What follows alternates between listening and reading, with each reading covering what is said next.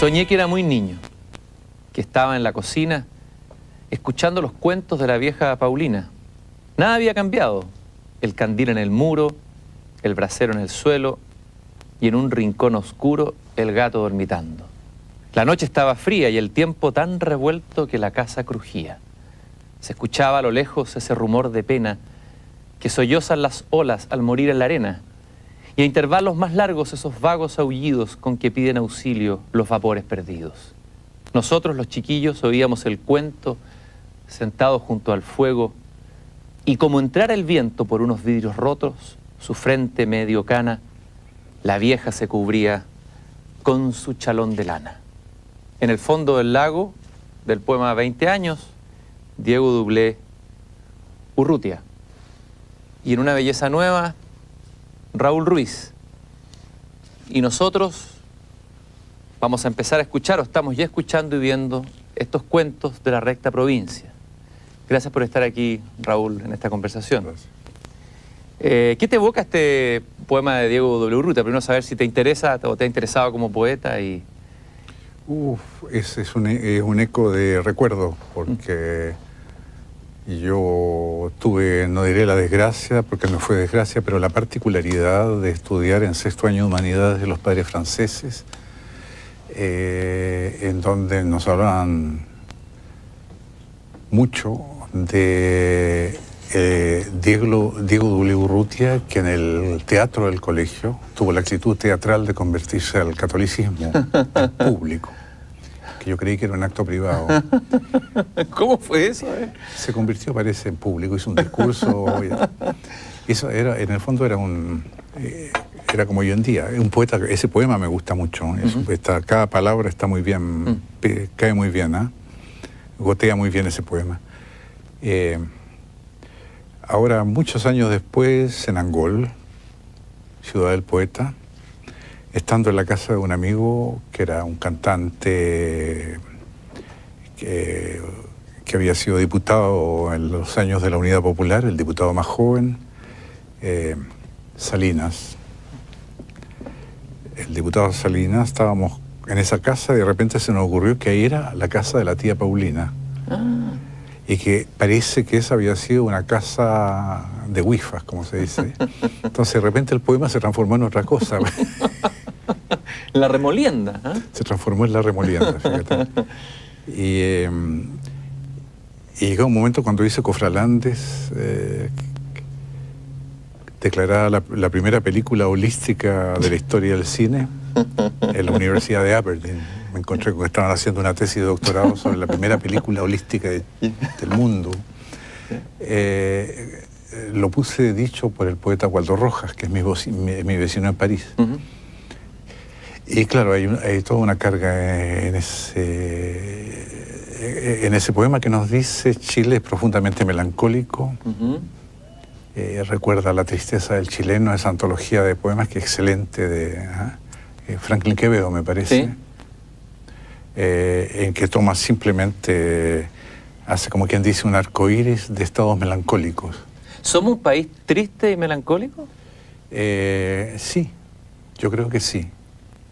Pero a eso hay que agregarle la frase, la opinión de Fernando Pessoa. Cuando los países profundamente alegres son los países melancólicos. Ajá. Los países de seguidillas, en el fondo él está hablando de la guerra de España con Portugal. Entonces los países que se lo pasan en fiesta son países sin vuelta, es decir, cuya tristeza va más allá de la expresión de la tristeza. O sea, los brasileños serían un país triste y Chile sería un país en el fondo alegre. Chile con Portugal serían dos países alegres. ¿Y cuál sería la alegría de Chile? ¿Cuál sería esa alegría? ¿Dónde la encontraríamos? ¿Podríamos encontrar algún...? Pongámonos pedante. A ver, de instituciones de... ¿Cómo se llama el autor? Tú que sabes tanto. No sé, no sé tanto. Sí, sé cuál, sé a qué te refieres, pero no se me viene en este momento ya. Bueno, de instituciones, ya lo hemos encontrado. Se me olvidó el nombre, vendrá.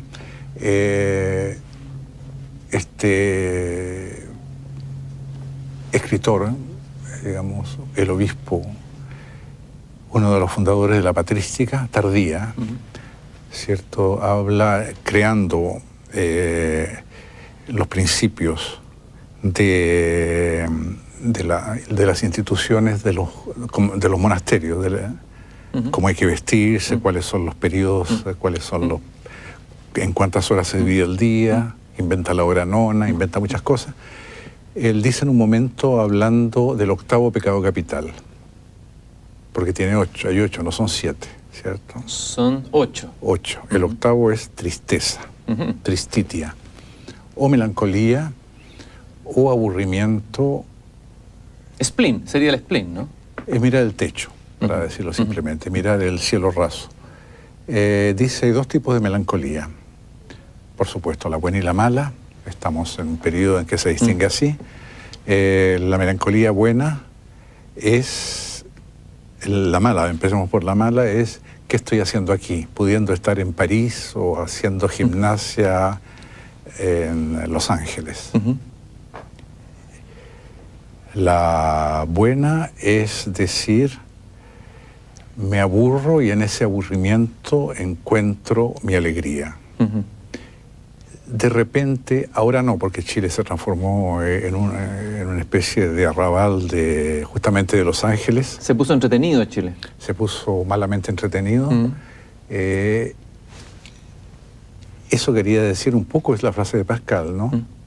El pensamiento 132b, todos los males del hombre. ¿Se explican? Mira, esto simplemente... Y ahí lo que es una sinergia. Sí. Está ahí en los pensamientos. Es una edición de ¿qué año, Raúl? Podría mostrarla porque es bien bella. 1683. ¿Y la encontraste en alguna librería aquí en Chile? Bueno. No, la traje para una película. ¿No?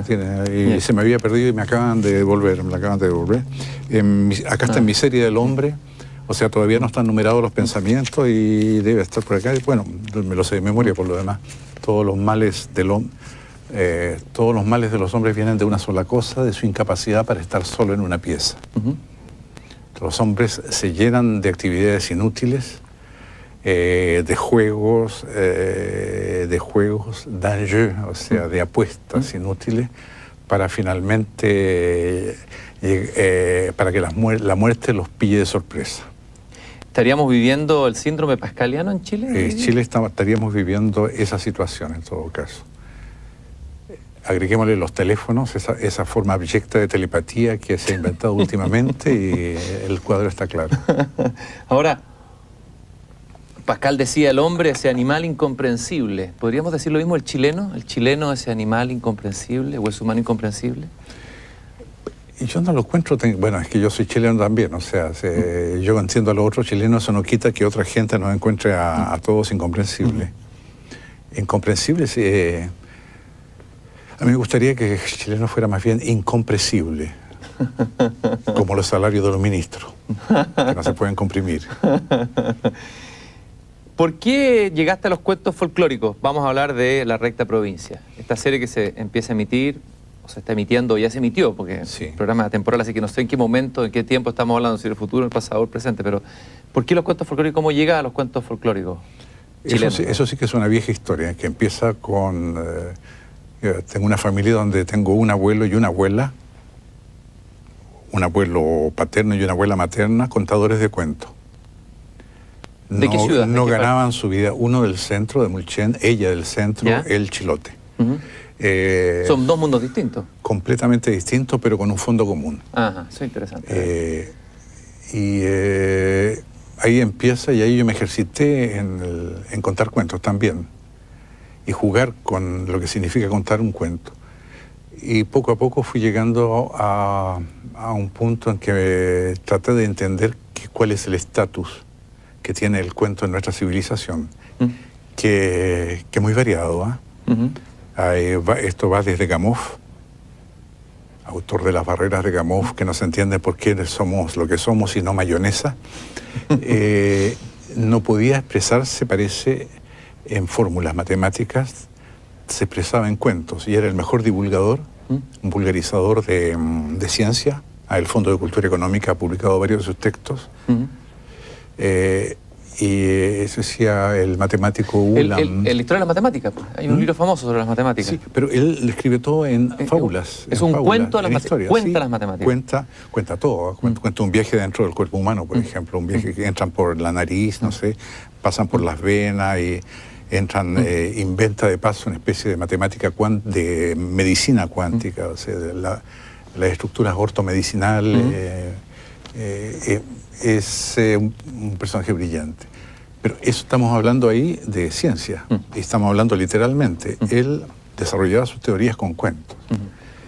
Después me cae por casualidad un texto de Gabriela Mistral escrito en una revista para profesores primarios. Te iba a decir lo mismo, Gabriela Mistral dice donde eso. Pide que se establezca una cátedra de folclore y que a los profesores se les enseñe a contar cuentos prioritariamente. Antes de aprender su disciplina, que aprendan a contar cuentos. Ella dice que el profesor de matemáticas justamente tiene que ser un narrador de las matemáticas. El profesor de física... Al principio dice, esto es para las ciencias humanas, después se desdice y dice, no, en realidad es para cualquier forma de enseñanza. Cuando tú sabes que, cuando uno llega a saber, o se entera por casualidad, que ciertos personajes, que ahora están muy de moda, pero como son los dogones, los bambara, los malinqué, etnias africanas, transmiten su saber a través de canciones y cuentos. Y los libros son niños de 6, 7 años, porque leer y escribir está prohibido. Es un tabú, no es una incapacidad. Entonces empiezan a entender que el cuento es algo más importante de lo que se cree. Ahora, ¿qué es un cuento? Un cuento, por supuesto, no tiene una estructura en 3 actos. El cuento nos enseña don Vladimiro Prop. Vladimir Prop, ¿sí? El formalista ruso. Formalista ruso, que yo lo conocía mal por... bueno, conozco el texto, tú también lo conoces seguramente, se enseña obligatoriamente en todas las escuelas de cine. Y de literatura. En que se enseña que todo cuento popular tiene tales disfunciones, son 30 y tanto. Yo todos los cuentos que conozco no llego ni a la 10ª. Es decir, es definitivamente un 7, salvo Las Mil y una Noches. Ahora, él se había basado en Afanasiev.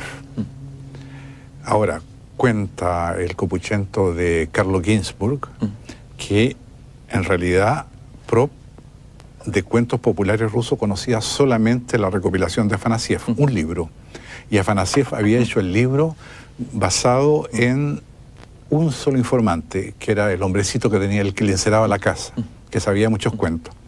Nunca hizo terreno. Nunca se le ocurrió como se le ocurrió a Violeta Parra, como se le ocurrió a qué sé yo, a tantos, a los hermanos Grimm, a Neroth en Finlandia, salir al terreno y pedir que le contaran cuentos. Bien, entendí eso, entonces un chiste, ¿cierto? Este caballero escribió una teoría a partir de un solo libro de alguien que tenía un solo informante. Es un poco chico, es peor que Marx, que había desarrollado su teoría de la economía medieval basado en una sola comunidad atípica, dice. Ahora, tu fuente. Pero espérate, sí, terminado claro. Eso para terminar esta idea. Sí. Yo me pongo primero conté este chiste que hizo reír a mucha gente, después empecé a ver si era cierto y no era cierto. Era un fenómeno muy ruso. Afanasiev se empezó a interesar en los cuentos populares, los empezó a recopilar, los anunció, escribió cartas, y de toda Rusia le llegaron miles y miles de cuentos. No es lo mismo, ¿cierto? El correo interviene. Lo que él no hizo efectivamente es asomarse a la puerta de su casa, probablemente. Personaje trágico que murió muy mal porque se le ocurrió recopilar cuentos eróticos y perdió el trabajo del Estado y murió en la miseria. Ahora, volviendo, Raúl, un poco atrás, los que te narraban cuentos, estos dos tíos, no, estos dos abuelos. A ver, ¿qué cuentos te contaban? ¿Y de dónde viene ese trasfondo que tú dices común de los cuentos chilenos? ¿Cuál es la...? Hay uno que está en recta provincia, que es la de un hombre, de un bandido. Es en el centro de Chile. En el resto del centro de Chile hay muchos bandidos, o lo que se llama bandidos. Hay bandidos y bandidos. Y ahí este personaje, bueno, ha cometido todos los crímenes posibles y se le da en última instancia la posibilidad de salvarse si llena un tonel de lágrimas. Él no puede llorar porque no tiene lágrimas. Nació sin lágrimas. Entonces, la gente, las buenas gentes de los alrededores se ponen a llorar. Y yo le agregué que llorar se había puesto de moda y que el lugar se empezó a llamar llantería y que lloraban y lloraban, el tonel no se llenaba nunca y este caballero no se moría porque todavía no se había llenado y se morían los que lloraban. Bueno, esos son... Los cuentos siempre exigen, el cuento popular para vivir exige modificación. Ahora, los cuentos de Chiloé. Chiloé es un mundo, como un Chile aparte, no sé cómo llamarlo. Sí. Es una isla, dentro de esta isla que es Chile. Y los cuentos chilotes, ¿cuál es la diferencia con los cuentos mulcheninos? A ver, ¿en qué se diferencian y dónde se topan? Mira, yo no soy estudioso de cuentos, yo trato de usar los cuentos para hacer cine. El cine es otra cosa que es distinto de la literatura, ¿cierto? Tú tomas un cuento y ves cómo ganas tiempo filmándolo. De repente una imagen te hace ganar un cuento entero. Pero yo diría que sí, Mulchen, efectivamente, el Chile central es muy distinto. Chile central tiene que ver con el diablo mucho, pactos con el diablo, negocios con el diablo, ¿cierto? Chile central y los alrededores de Santiago, sobre todo, es el lugar de poesía popular, de los trovadores chilenos. De los payadores. Que son los trovadores chilenos. Es lógico. Los payadores, la paya es lo que los trovadores llamaban la tenzó. La tonada es la canzó, ¿cierto? Ahí está, las historias narrativas son los román, que son los romances después de España, etc.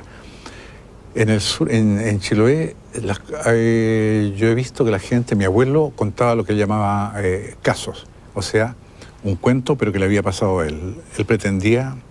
Pero no es una gran distinción, porque mi abuela también pretendía que todas las cosas que se le ocurrían las había visto o había estado por ahí. Y él contaba muchas historias. Por ejemplo, una. A ver, una era que se la pedíamos porque lo que nos gustaba era las variaciones, se la pedíamos que la contara de nuevo. Es que un día, estando en la casa de mi tío Abraham Muñoz Vera, que tenía un almacén en Mechuque, esperando que pasara el vapor Trinidad, que debía pasar por ahí por las 12, serían las 11 cuando sintió el vapor. Salió, se fue, se despidió, atravesó el puente por donde solía aparecerse don Marciano, que era un cura que había muerto de mala manera, y de repente estaba un poco refaloso y se cayó debajo del puente. Todo estaba oscuro, tocó una cosa, sintió una presencia. Tocó y era una especie de cara terrible, con dos ojos hundidos y la cara era húmeda. Subió y tocó unos insectos que le hacían cosquilla. Siguió subiendo y encontró un cacho y ahí se dio cuenta que esos tres objetos formaban un toro.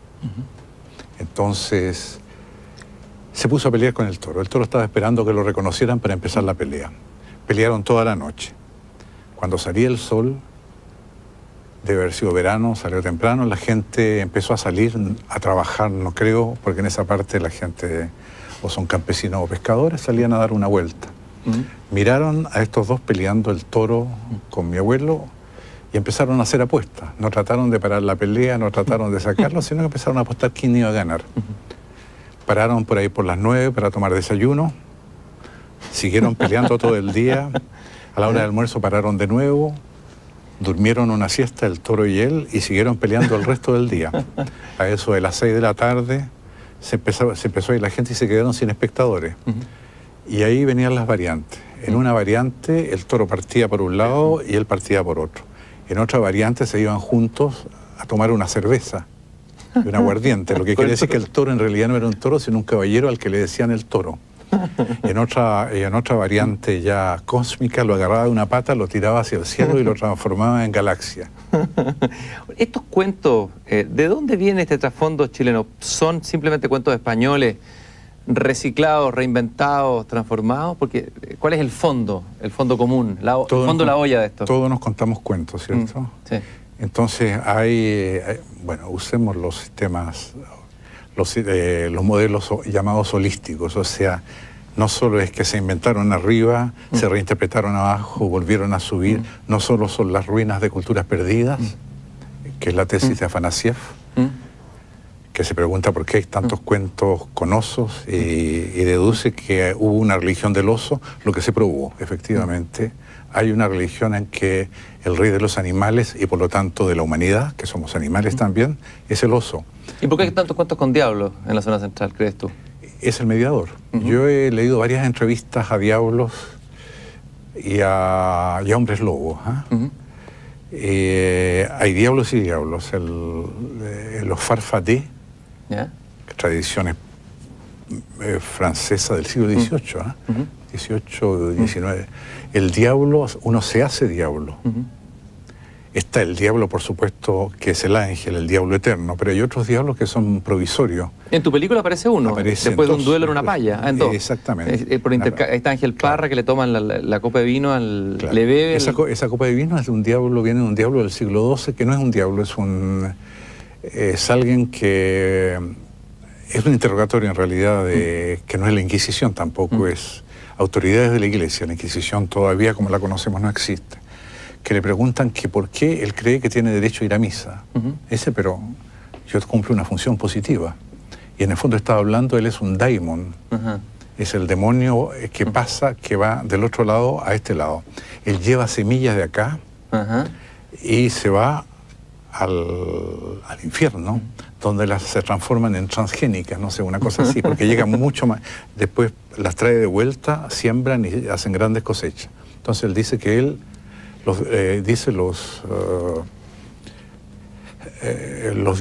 estos diablos y los hombres lobos, a los cuales los transformaron en hombre lobo porque le tomaron en su copa y le adivinaron los secretos. El dicho queda en Chile, y en todo el mundo. Voy a adivinarte tus secretos, dice alguien. En general es una chica y toma una copa de... Ese diablo se va al cielo. Se va al cielo. Los hombres lobos todos, y algunos diablos se van al cielo. Tienen que ir a misa, tienen que pagar los diezmos y primicias y se van al cielo. Hay otros que se van al infierno, pero es porque se hicieron amigos de Satán. Menos los alemanes. Los alemanes rehúsan irse a un infierno con gentes de otras razas. Ya, fíjate, en el siglo XII dicen que ellos, si se portaron mal, tienen que ir a una especie de salón VIP en el infierno. ¿Tú crees que hay algún componente mapuche por ahí o en algún momento se mete la oralidad mapuche? ¿Qué cuentos contaban los mapuches? ¿O es un sustrato que no tiene nada que ver con este fondo? La técnica para detectar un cuento no mapuche, sino también de los apaches, de los indios del norte de América, en general, pero no es 100% fiable, es cuando intervienen animales. Cuando alguien te dice, yo soy hijo del león, primo hermano del águila, medio pariente del chancho, del jabalí, que se oye, y van para arriba. Por ejemplo, en la comedia de Moros y Cristianos, que se representaba hasta los años 50 en Quenac, peleaban los cristianos, dirigidos por Carlos V, que para reconocerlo usaba la bandera chilena, y los musulmanes, cuyo rey era Solimán, que para reconocerlo usaba la bandera española. Esto se hacía el 18 de septiembre y a caballo. Y ahí de repente Solimán se enoja y empieza a decir eso. ¿De dónde ha sacado este tipo? ¿Por qué me insulta? ¿Qué se ha creído? Yo que soy hijo del león, hijo del cóndor, no sé, y saca una genealogía. Esa probablemente... Es un rasgo de los cuentos que vienen de pueblos mapuches o germanos, ¿sabes? Que los germanos están en la misma. Pero los mapuches le dicen alemanes, pues, sí, en el sur. Sí, que lo son un poco. Lo son un poco, los mapuches son un poco alemanes. Por lo buenos para pelear, seguro. Oye, tú dijiste al comienzo que estos abuelos narradores que te contaban cuentos cuando niño te transformaron en un cuentero, es decir, en un narrador potencial. ¿Qué aprendiste de ellos? Tuve que hacer ¿qué es aprender tú para tu cine, para tu manera de hacer cine, tu manera de narrar? Difundir distintas culturas creo yo, se funden a través del folclore. Es una teoría que no es mía, hay por lo menos 2 personas que conozco, los 2 son franceses, Lécouteur, Claude Lécouteur, que es especialista en lo que se llama arqueología del saber y que trabaja con tradiciones y cuentos nórdicos, porque ahí la cristianización fue tardía y los cuentos, por lo tanto, conservan el doble componente precristiano y cristiano, y no indoeuropeo por lo demás. Vienen de otro lado, son más bien eslavos, ¿no? Con muchos conosos y con jabalíes, y el personaje mítico de San Germán viene de ahí, que también lo he escuchado en América Latina, no en Chile, pero he escuchado cuentos con San Germán, que en el fondo representa la alegoría de la cristianización de Alemania, Germania. San Germán se comía un cordero, decía guárdeme los huesitos y el cuero, y al día siguiente estaba vivo de nuevo. Entonces está eso, pero también las 4 almas de los vikingos más o menos están en los mapuches y están por lo tanto, eso viene de Manchuria, viene de Alemania. Y yo no estoy buscando genealogías porque yo creo que son invenciones precristianas que son normales, que existan en todas partes. Porque entre los germanos, digamos, entre los vikingos, digamos, la felgia, el hugur, el hammer y el alma de los huesos existen, y entre los mapuches más o menos existe también, sobre todo el alma que cuida la tumba, pero también está el alma vegetal, es decir, son Qué increíble la sincronía, que se hayan encontrado en el sur alemanes y mapuches, además. Sí, están cerca unos del otro. Y hayan simpatizado tanto. Sí. Raúl, la recta provincia, bueno, inmediatamente viene el verso de Alonso Ercillo, así que te gusta mucho Tira Araucana, que siempre estás buscando ediciones antiguas, parece. Sí, sí. Así que si encuentro alguna vez una, me voy a acordar de ti, y te la voy a enviar. Fértil provincia señalada, recta provincia. ¿Por qué recta? ¿Por qué no laberíntica? ¿Por qué no? Ni tú ni yo lo sabremos nunca, se llama así.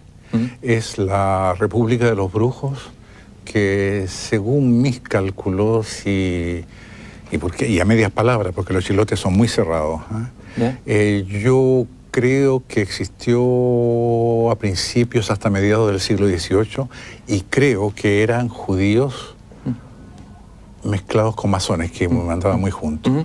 Creo que era simplemente, porque yo escucho la historia, ese era brujo, porque debajo de la cama le encontraron la calavera y la cédula de masón. Y eso se repite siempre. Yo creo que es un poco eso, mezclaron las tradiciones de los brujos, las tradiciones de los indios, de los que son ahí, son los huilliches, que los chonos poco tuvieron que ver en eso, pero los huilliches seguro, y tradiciones que vienen un poco de todas partes, y sobre todo la capacidad de inventar de estos pueblos con invierno largo.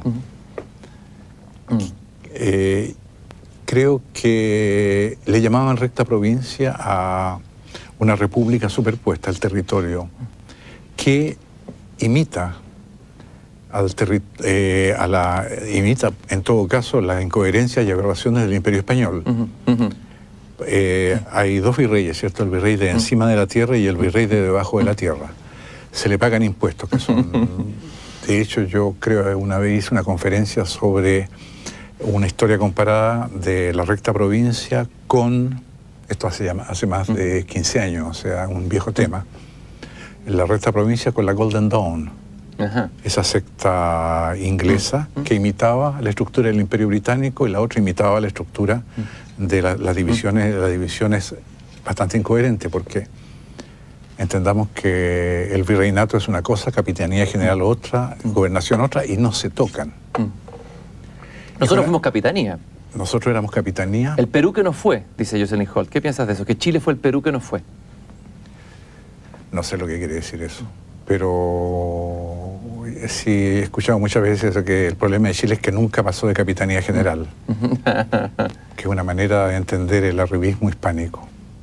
Oye, Raúl, me gustó en una entrevista que diste aquí en el Mercurio, en que algo que me llamó la atención, que tú dices que mientras más abajo, en el mundo rural, cuando uno se llega a encontrar con el guaso mismo, con el personaje verdaderamente popular agrario, hay más elegancia versallesca que arriba, y que arriba al contrario se da la vulgaridad.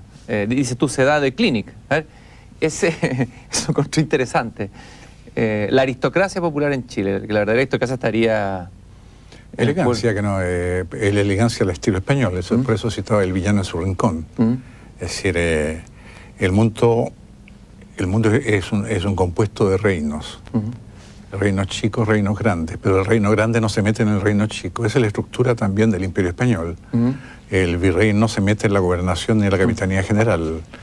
Dan instrucciones. El rey no cabe acá, el rey manda premáticas que se acatan pero no se cumplen. Pero la idea de elegancia es una idea objetiva. Para mí elegancia es decir, es el respeto del otro, es la cortesía, es la disponibilidad.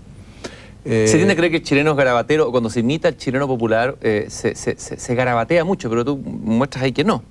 Hay una finura, una cierta... no se garabatea en cualquier situación. El chileno garabatea, el campesino garabatea cuando quiere pelear, o cuando lo han ofendido. Rara vez por el gusto de hacerlo. Rara vez. También, en todas partes existe, pero yo sentí que los campesinos, incluso aquellos con los cuales es mejor ponerse en un cerro y ponerlo al campesino en otro para escucharlo bien porque gritan, hay ciertas fórmulas, ciertos requiebros, ciertas maneras de aproximarse que son propias de la cortesía, es decir, de la elegancia. Ese mundo se perdió. Miguel Serrano dice... Es un escritor esotérico. El que se perdió fue Miguel Serrano. ¿Pero qué piensas de esa idea? Se acabó Chile. Yo creo que está recién comenzando. Sería bueno que ya empezara a existir, porque ya... ¿Sí? No sé, Chile se renueva, cambia, es cada vez peor probablemente, pero por otros lados cada vez mejor. Era un Chile que se ignoraba, ahora es ombliguista. Que yo iba a comprar libros de divulgación científica a LOM ahí, que los reemplazaron ahora por cultura mapuche. ¿Por qué no? Pero hay algunos que perfectamente son prescindibles. Preferiría algunos libros ingleses de vulgarización de... Tú escoges a Federico Gana para tu película Días de Campo. Un escritor que se ha leído poco. En general en Chile se lee poco, leemos mal a nuestros escritores.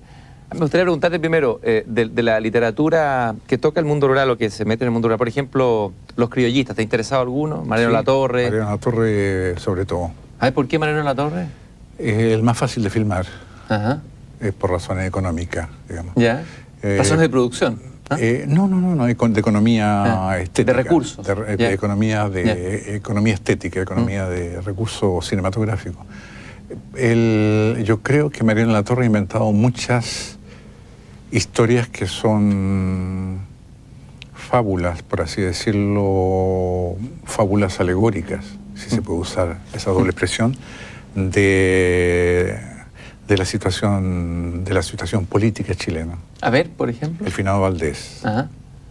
Cuéntala para quien no la conoce, o recuérdala. El finado Valdés, alguien que le dicen el finado. Mariano Latorre cuenta la historia y la va contando mientras el finado Valdés murió. Él servía café en el Ministerio del Interior probablemente, en donde se forma una comisión compuesta de funcionarios del Estado. Probablemente se trata de la época del Frente Popular, con algunos diputados que son, o senadores que son del Partido Comunista Socialista Radical, es decir, Frente Popular, van a parar una huelga, es decir, a traicionar al proletariado. Proletariado que es muy difícil de engañar, los está esperando con banda de música. Ellos llegan y van viendo cómo van a hacer esto. Y el finado Valdés se mete en esa comisión porque es del lugar, es de Lota, creo, o de Coronel. Son las minas del carbón. Él va sirviendo café siempre, y muy modesto, muy quitado de bulla, muy apagado. Y llega y empieza inmediatamente el tire de la gritería y todo. Los diputados, que además son muy gordos todos, porque se lo pasan comiendo en reuniones de estas reuniones clubes radicales.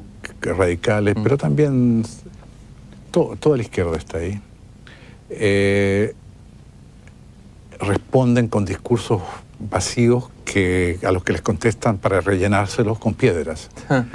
Y al final Valdés le dice, no, pues señores, la palabra señor se transformaba rápidamente en compañero y finalmente en camarada. Y ante la sorpresa de todo, el único mediador posible de este conflicto es el finado Valdés, que empieza a crecer y empiezan a tomarle miedo a todos los diputados y todo esto porque están viendo al futuro presidente de la República. Y el finado se transforma en el único portavoz de los obreros. Hasta encuentra novia, encuentra una viuda por ahí. Y muere, porque tiene tuberculosis, y en un momento dado los campesinos dicen, los mineros dicen, esperemos que los compañeros acá que nos representan en Santiago tendrán a bien ver en qué condiciones estamos trabajando. Y todos empiezan a decir que mejor que no, porque la mayoría no caben en los hoyos para bajar porque son muy gordos. Y el Valdés dice, no, compa, yo voy a bajar. Baja, le viene un ataque y se muere. Y se transforma en el héroe del pueblo, el camarada Valdés. Y lo traen vuelve en gloria y majestad. Toda esta historia está interrumpida por Mariano Latorre tratando de entender cómo es posible que este personaje, que no era nadie, se haya transformado en una especie de posible presidente de la República. Y descubre que el finado Valdés durante años, muchos años, tal vez 30 años, ha pasado su vida parando peleas en los bares. Qué interesantísimo. Federico Gana, 1867-1926, que aparece, están los cuentos de Federico Gana que tú tomas como punto de partida, pero para hablar también de la vida de Federico Gana y de un mundo, me imagino, alrededor de Federico Gana. ¿Por qué te interesaste por él? ¿Por qué escogiste sus cuentos? La primera vez que, bueno, Federico Gana lo leí en el colegio, como todo el mundo, pero la primera vez que me interesó un poco, que tendría yo 12 o 14 años, leyendo Gentes de mi tiempo, me parece, de Luis Durán. Luis Durán, el autor de Frontera, ¿no? Sí, que lo puse en la película de Don Luis, es Luis Durán. Ah, Don Luis Durán, ya, ok. Luis Durán contaba de las fantasías de Federico Gana, que hablaba siempre de su novela. Una novela que iba a escribir que no escribió nunca. Un personaje terriblemente melancólico, derrotado y derrotista, y impresionantemente amante de los chilenos, de los campesinos sobre todo, sin cerrarse los ojos, sin idealizarlo, entendiendo la violencia, la melancolía, la tristeza y todo lo que eso conlleva, el alcoholismo, las enfermedades, pero nunca hizo cuestión de eso. Para él seguramente buen lector de los rusos, sobre todo de Turgeniev, por lo tanto un buen Narodniki, populista, hombre de alcurnia, como se dice, podía ver todo eso, ser entendido y ser una especie de mediador. A mí siempre los mediadores me interesan. Así, ¿eh? Por eso me interesa el hombre lobo, por eso me interesa el finado Valdés. ¿Y Federico Gana? Por eso me interesa Klimt. Klimt. Que es un gran mediador. ¿Por qué es un gran mediador de qué, Klimt? Entre la vanguardia terrorista y la academia estúpida. Bueno. Tengo un diálogo aquí de Federico Gana que es muy lindo. Dice, ¿qué mirabas hacia arriba? La noche impenetrable, tenebrosa. ¿Qué esperas? Nada espero porque todo ha muerto. ¿De qué vive tu alma? Del misterio infinito del ensueño. ¿En qué sueñas? En lo que es grande, multiforme y vago. ¿Qué hiciste de tu vida? La arrojé por la borda al mar inmenso. ¿Y por qué la arrojaste? Porque mi vida era pequeña y triste. Ese es Federico Gana. Ese es Federico Gana. Del final. La tristeza del chileno. La tristeza del chileno. Ahora yo me limito a agregarle el milagro. ¿El milagro del chileno? El milagro en la película Paulita resucita, por así decirlo. Ah, claro. Eso no está en el cuento, lógicamente. No está en el cuento, pero es plausible. Ahora, cuando tú vas a grabar a estas locaciones, estuve hablando por ahí con tu productor, Cristian Aspe, que me contó algunos detalles de las grabaciones. Ignacio Agüero habla de el bendito desorden que se produce en las películas de Raúl Ruiz. Tu productor dice que tú eres el único que es capaz de trabajar en el caos, pero con un rigor. ¿Cómo armaste esta película y cómo armaste La Recta Provincia?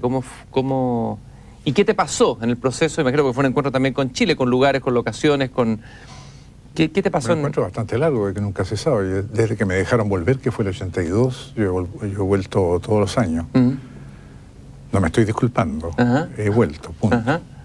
¿Y qué te ha pasado en ese encuentro con Chile? Bueno, muchas cosas. Es ver se podría hablar de la evolución, yo diría las circunvoluciones de este país. ¿Ya? Este es un país que se comporta como esa enfermedad tan rara que se llama divertículos. Los divertículos. Se comporta como una enfermedad al esófago. Es decir, que traga los alimentos de mala manera. Se atasca con unos y los otros se le pasan de largo. No digerimos entonces, digerimos mal. Digerimos raro. ¿Ya? Y a veces demasiado rápido, ¿eh? Somos muy rápidos pero no muy veloces. Justamente no se ha entendido ese viejo dicho semper festina lente. Apresúrate lentamente. Chile era más lento antes.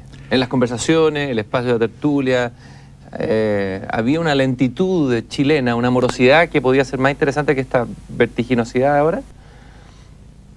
Yo creo que sí. La gente se tomaba su tiempo y ese tiempo tenía velocidad interna. Pero no voy a decir que antes era mejor, que antes... ¿Todo tiempo pasado fue mejor? ¿Todo Chile pasado fue mejor? Toda taberna pasada fue mejor. ¿Eran mejores los bares antes, Raúl? Ahí se podía trabajar. Ahora que te obligan a comer hot dog, uno sale con ganas de dormir siesta. Tú has dicho también que la verdadera filosofía se hacía en los bares, en la Unión Chica, más que en la universidad. Es cierto. Ahora se dice, ¿quién me dijo? Creo que fue Andrés Claro el otro día, que había oído decir a otro caballero que en Chile hay dos posibilidades, la farándula o la academia. Nosotros no éramos ni farándula ni academia. Ahora la academia va tendiendo poco a poco a la farándula. Lo terrible es cuando la farándula quiera academizarse, ¿no es cierto? O ponerse seria. Ya estamos en eso, ya estamos en eso. Ahora, es un fenómeno que hay que entender, es la dimensión que toma lo llamado... ¿Qué es la farándula? La farándula, yo Noches de Farándula era un programa de radio que recuerdo de los años 58 por ahí. La farándula empezó, que es... es jugar con el chisme, la copucha, ¿cierto? El que dirán, cosas de ese tipo, a propósito de personajes que se presuponían importantes, que en aquella época eran unas cabareteras que para mí, adolescente, eran importantes. Claro. Toda pierna es trascendente. Toda pierna es epifánica. Por lo menos. Lo que me hace recordar que hay un santo que se llama San Epifanio, que es santo porque nunca perdonó a nadie, lo que siempre me ha dejado perplejo. Se celebra en enero. ¿Nunca te ha interesado, Raúl, hacer algo? Creo que lo conversamos una vez con este escritor, que se sale del criollismo, pero que también es tan chileno en un cierto sentido, Juan Emar. Autor de Ayer, autor de... Tenía un proyecto, sí, tenía un proyecto que ahí está flotando. ¿Qué te interesó de Juan Emar, el Pilo Yáñez? De Juan Emar me interesa la manera de pasar de una cosa a otra, como se dice en francés, du coq à l'âne, del gallo al burro. O sea, cambiar de tema sin sacar la mano, como dicen. ¿Es lo que haces tú en tus películas? No siempre, pero lo uso, sí. Es decir, cambio de rumbo. Sí, suelo hacer eso. Pero volviendo a la farándula, yo me intereso, digamos, ayer estaba pensando en un cierto tipo de farándula, llamémosla de alto nivel o de nivel no tan bajo. Tú ubicas a Lukasiewicz, el lógico sí. Que se le había ocurrido que los operadores había que ponerlos antes, ¿cierto? Bueno, los operadores son, llamémoslo, el predicado antes del sujeto. Entonces, ahora, Lukasiewicz, que yo por lo demás lo maté al comienzo de La Tres Coronas del Marinero, muere un personaje asesinado por un estudiante. Lukasiewicz, estamos en los años 38, por ahí 39, ¿ya? O sea, ya al borde de la guerra, se le ocurre que tiene que hacer una campaña para expulsar a uno de sus colegas, Tarski, eminente matemático, porque es judío. Y hace toda una campaña para expulsarlo, consigue expulsarlo. Tarski se va al exilio justo cuando entran los alemanes a sangre y fuego, sin saber mucho lo que hacían, fusilaron a Lukasiewicz. Y Tarski, esto pasa más de 50 años, Emilio de Solar me cuenta que en un congreso de matemáticas en Moscú estaba Tarski y que la gente desarrollaba sus teoremas, ecuaciones, teorías generales y cosas de ese tipo que les gusta hacer a los matemáticos. Y Tarski, sentado en el último banco de atrás, personaje pesadísimo, gritaba: cierre paréntesis, señor, cierre el paréntesis, se le olvidó el paréntesis. Ahora, cuando sabemos que poner los operadores antes en la teoría de Lukasiewicz sirve para no usar los paréntesis, estamos entrando en una guerra que ha durado más de medio siglo entre un vivo y un muerto.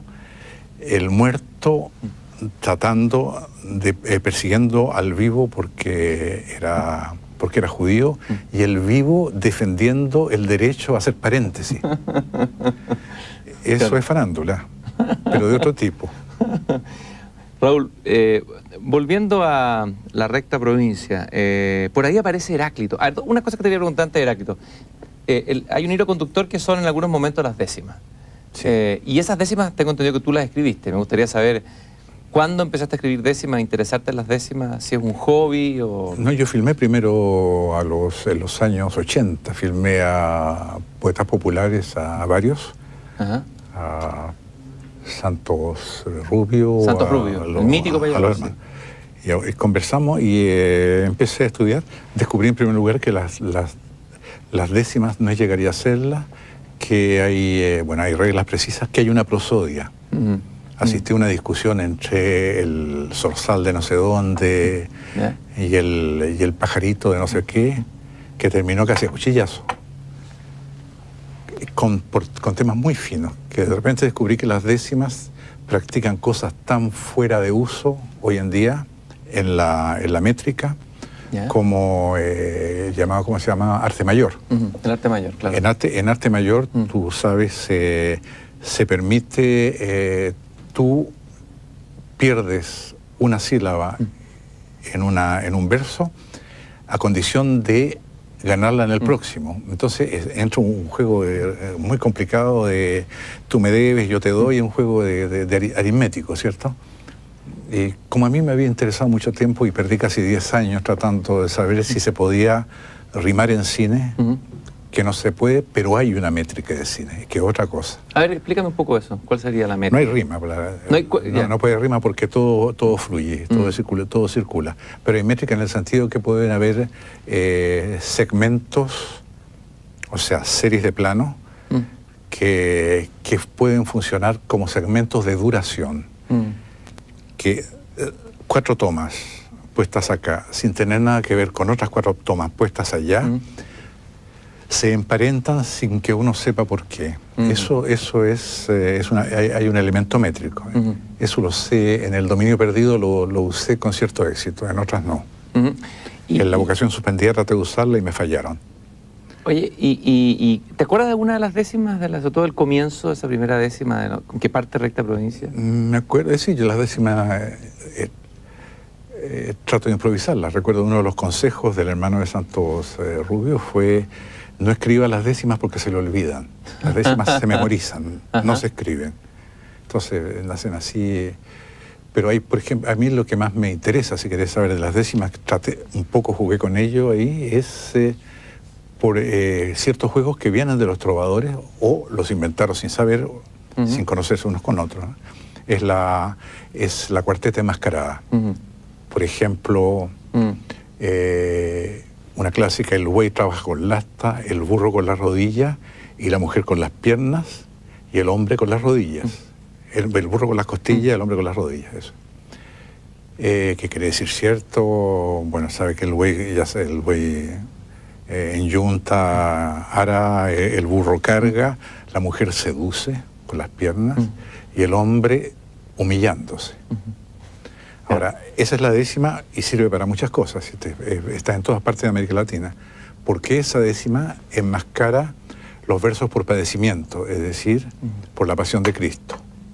Oye, y este arte tan sofisticado, tan matemático, tan lleno de niveles, este arte tan impresionante, porque hay una cantidad de payadores en Chile, creo que hay 4.000 o 5.000 payadores espontáneos, me decía un payador que entrevisté. Dicen que hubo 30.000 en el siglo XVIII, yo no lo creo. Quitémosle un cero y ya es mucho. Pero es un fenómeno impresionante, es nuestro cantejondo en el fondo, la décima en Chile. Como bueno, el cantejondo estaba desapareciendo cuando a García Lorca y Manuel de Falla se le ocurrió hacer un festival y resucitó.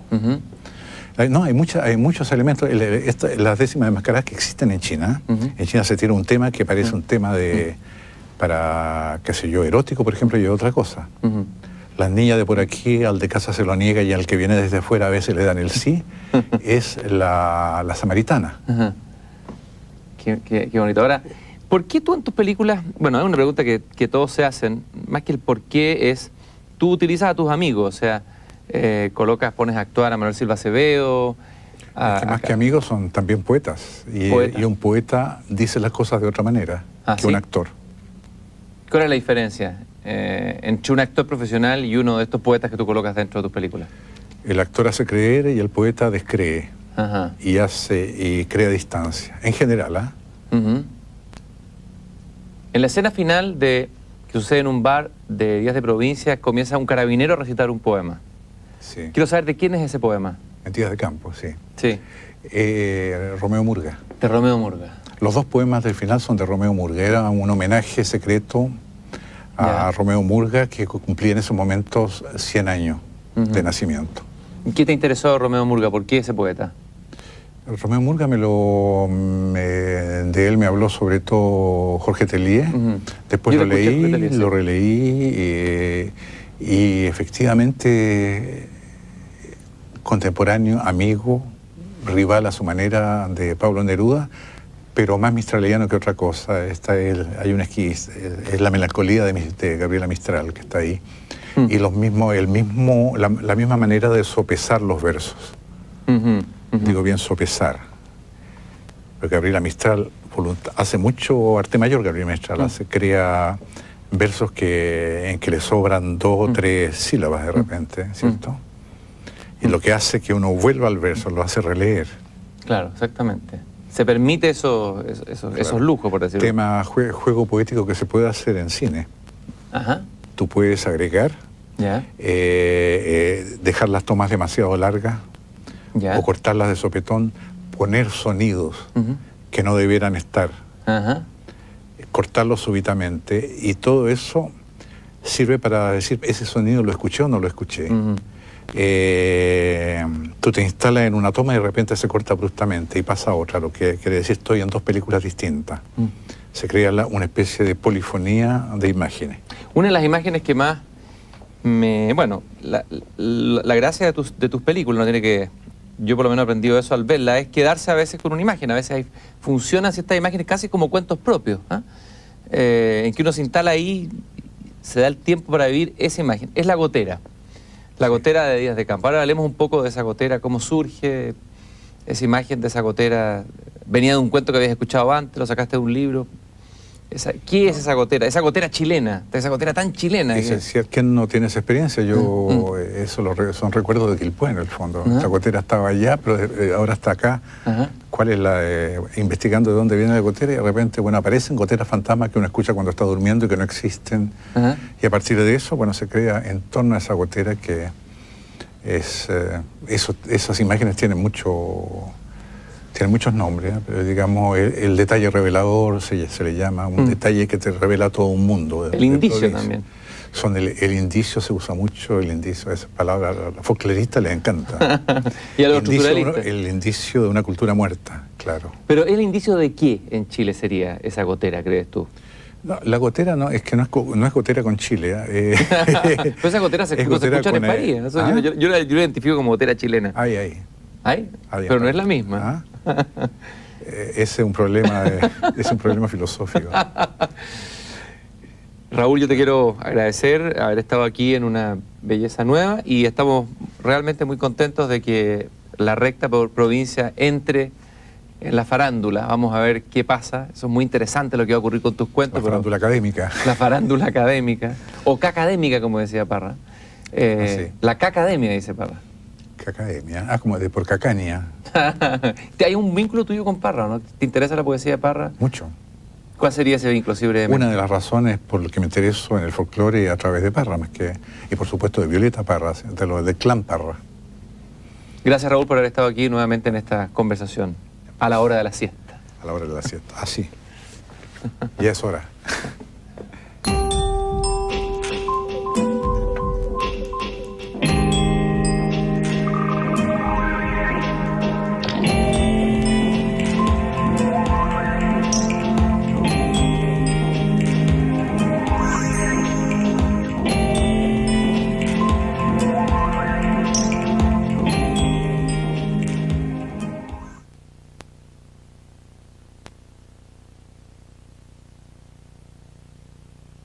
Capital, porque tiene 8, hay 8, no son 7, ¿cierto? Son 8. 8. El octavo es tristeza, tristitia, o melancolía, o aburrimiento. Spleen, sería el spleen, ¿no? Es mirar el techo, para decirlo simplemente, mirar el cielo raso. Dice, hay 2 tipos de melancolía. Por supuesto, la buena y la mala. Estamos en un periodo en que se distingue así. La melancolía buena es la mala, empecemos por la mala, es ¿qué estoy haciendo aquí? Pudiendo estar en París o haciendo gimnasia en Los Ángeles. La buena es decir, me aburro y en ese aburrimiento encuentro mi alegría.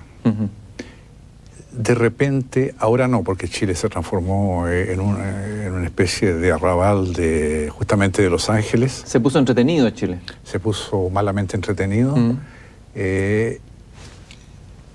Eso quería decir un poco, es la frase de Pascal, ¿no?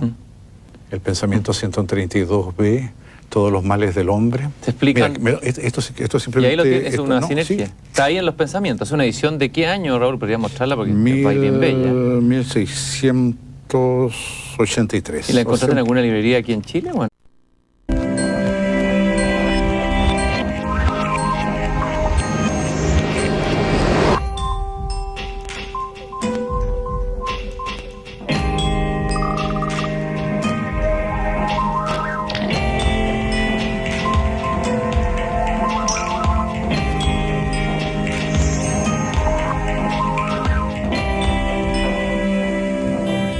Soñé que era muy niño, que estaba en la cocina escuchando los cuentos de la vieja Paulina. Nada había cambiado. El candil en el muro, el brasero en el suelo y en un rincón oscuro el gato dormitando. La noche estaba fría y el tiempo tan revuelto que la casa crujía. Se escuchaba a lo lejos ese rumor de pena que sollozan las olas al morir en la arena. Y a intervalos más largos esos vagos aullidos con que piden auxilio los vapores perdidos. Nosotros, los chiquillos, oíamos el cuento sentados junto al fuego y como entrara el viento por unos vidrios rotos, su frente medio cana, la vieja se cubría con su chalón de lana. En el fondo del lago, del poema 20 años, Diego Dublé, Urrutia. Y en una belleza nueva, Raúl Ruiz. Y nosotros vamos a empezar... Los países profundamente alegres son los países melancólicos. Los países de seguidillas, en el fondo él está hablando de la guerra de España con Portugal. Entonces los países que se lo pasan en fiesta son países sin vuelta, es decir, cuya tristeza va más allá de la expresión de la tristeza. O sea, los brasileños serían un país triste y Chile sería un país en el fondo alegre. Chile con Portugal serían 2 países alegres. ¿Y cuál sería la alegría de Chile? ¿Cuál sería esa alegría? ¿Dónde la encontraríamos? ¿Podríamos encontrar algún...? Pongámonos pedante. A ver, sí, de instituciones de... ¿Cómo se llama el autor? Tú que sabes tanto. No sé tanto, sí, sé cuál, sé a qué te refieres, pero no se me viene en este momento ya. Bueno, de instituciones, ya lo hemos encontrado. Se me olvidó el nombre, vendrá.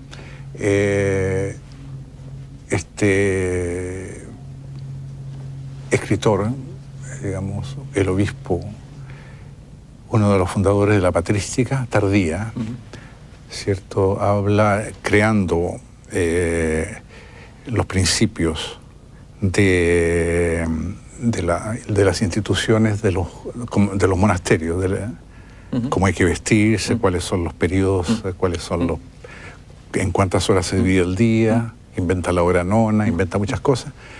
Él dice en un momento, hablando del octavo pecado, el diputado Salinas, estábamos en esa casa y de repente se nos ocurrió que ahí era la casa de la tía Paulina. Y que parece que esa había sido una casa de huifas, como se dice. Entonces de repente el poema se transformó en otra cosa. La remolienda.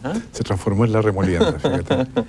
Y llegó un momento cuando dice Cofralandes, declarada la primera película holística de la historia del cine en la Universidad de Aberdeen. Me encontré con que estaban haciendo una tesis de doctorado sobre la primera película holística del mundo. Lo puse dicho por el poeta Waldo Rojas, que es mi vecino en París. Y claro, hay toda una carga en ese poema que nos dice: Chile es profundamente melancólico.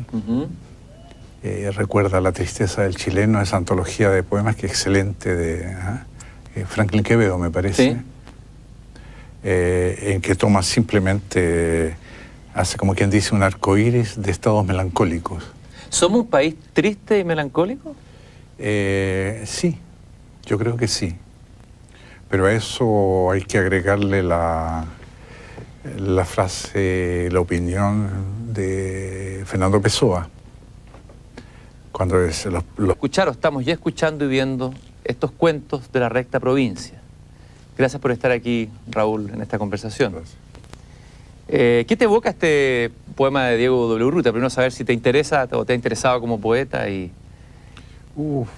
es un eco de recuerdo, porque yo tuve, no diré la desgracia, porque no fue desgracia, pero la particularidad de estudiar en sexto año de Humanidades de los padres franceses, en donde nos hablaban mucho de Diego W. Urrutia, que en el teatro del colegio tuvo la actitud teatral de convertirse al catolicismo en público, que yo creí que era un acto privado. ¿Cómo fue eso? Se convirtió, parece, en público, hizo un discurso. Eso era, en el fondo era era como hoy en día, un poeta. Ese poema me gusta mucho. Cada palabra está muy bien, cae muy bien, gotea muy bien ese poema. Ahora, muchos años después, en Angol, ciudad del poeta, estando en la casa de un amigo que era un cantante que había sido diputado en los años de la Unidad Popular, el diputado más joven, Salinas.